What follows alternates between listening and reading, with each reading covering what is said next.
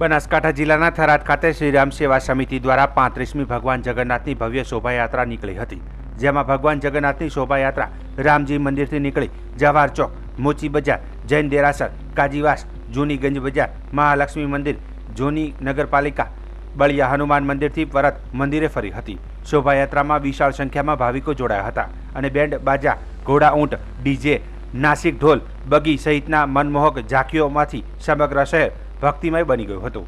આ શોભાયાત્રાનું પ્રસ્થાન સંત શ્રી રામ લખનદાસ બાપુ ચારડા, વિધાનસભાના અધ્યક્ષ શંકરભાઈ ચૌધરી, પૂર્વ સાંસદ પરબતભાઈ પટેલ, કોંગ્રેસ જિલ્લા પ્રમુખ ગુલાબસિંહ રાજપૂત, ડીડી રાજપૂત, પૂર્વ ધારાસભ્ય માવજીભાઈ પટેલ, શૈલેષભાઈ પટેલ, પતુસિંહ રાજપૂત, અજયભાઈ ઓઝા, જગદીશસિંહ પરમાર, આંબાજી સોલંકી, મોગીલાલ પટેલ, દીપકભાઈ ઓઝા, ભગવાનભાઈ જોશી, પ્રધાનજી ઠાકોર, મદનલાલ પટેલ, હાજીભાઈ પઠાણ, પ્રણભાઈ વરણ, જમીનભાઈ પ્રજાપતિ, પ્રતાપભાઈ સોની, સરતાનભાઈ મેમર સહિતના આગેવાનો મોટી સંખ્યામાં ઉપસ્થિત રહ્યા હતા।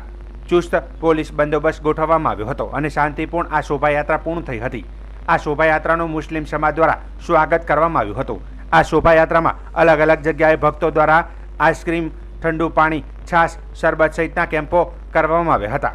ભગવાન જગન્નાથની શોભાયાત્રામાં 110 પોલીસ કર્મચારીઓ દ્વારા ચુસ્ત બંદોબસ્ત ગોઠવવામાં આવ્યો હતો, જેમાં 1 ASP, 1 PI, 4 PSI police, 69 police, 35 home guard જવાનો સહિત પોલીસ જવાનો ચુસ્ત બંદોબસ્ત ગોઠવવામાં આવ્યો હતો। તેમજ ભગવાન જગન્નાથની રથયાત્રામાં ભગવાનને મહાપ્રસાદ ચોખ્ખા ઘીનો 200 કિલોનો, 5000 લાડુનો મહાપ્રસાદ કરવામાં આવ્યો હતો અને 400 કિલોનો કાકડી, 200 કિલો જાંબુ, 100 કિલો મગ સહિતનો ભગવાનને પ્રસાદ કરવામાં આવ્યો હતો અને સમગ્ર થરાદ પંથકમાં ગ્રામજનોએ પ્રસાદનો લાભ લીધો હતો।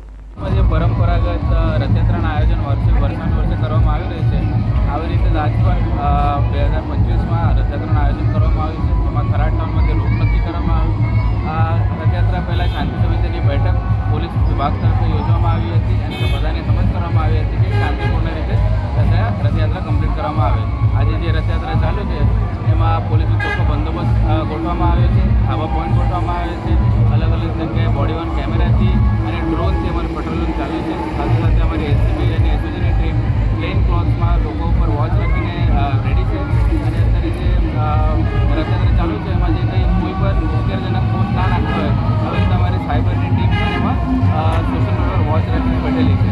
તો બનાસકાંઠા એસપી અને ગુજરાત પોલીસ વતીને તમામને અપીલ કરું છું કે શાંતિ જાળવાઈને એક ઉત્સાહપૂર્વક રથયાત્રા કમ્પ્લીટ થાય અને સાથે સાથે બધાને અભિનંદન અને શુભેચ્છા પાઠવું છું કે દરેક વર્ષ અનુસાર પ્રેમથી અને શાંતિથી રથયાત્રા કમ્પ્લીટ થાય। મિત્રો, આજે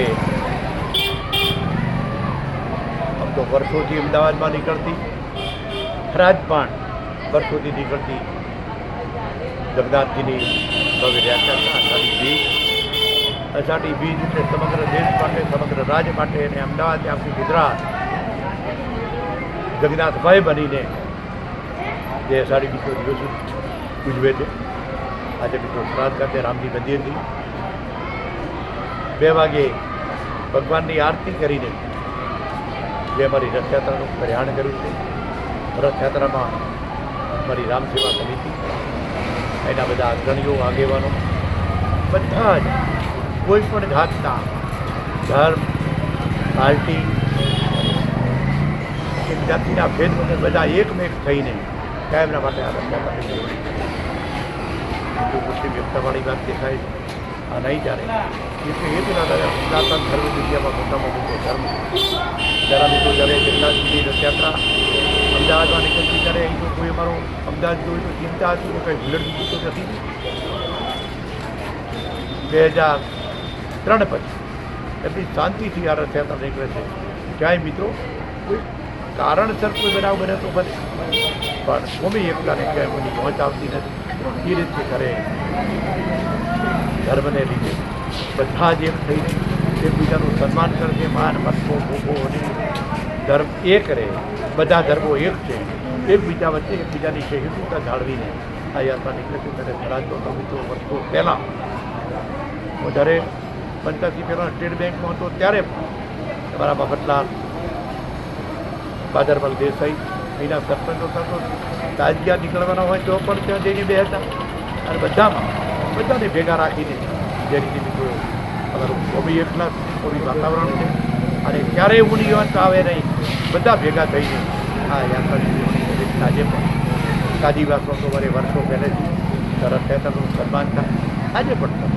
આ રીતે જ્યારે કાર્યક્રમ ત્યારે ભગવાન જગન્નાથ મારું મામેરું જ્યારે મારું મહાદેવ મંદિરમાં વારા ફરતી જ્ઞાતિભાઈ ચીજો કરવામાં આવે છે, તો સરસ મજાનો કાર્યક્રમ બધા એક થઈને બધી પ્રજા ભેગી થઈને આ કાર્યક્રમ કરે છે. બધાને ખૂબ ખૂબ ધન્યવાદ, અભિનંદન.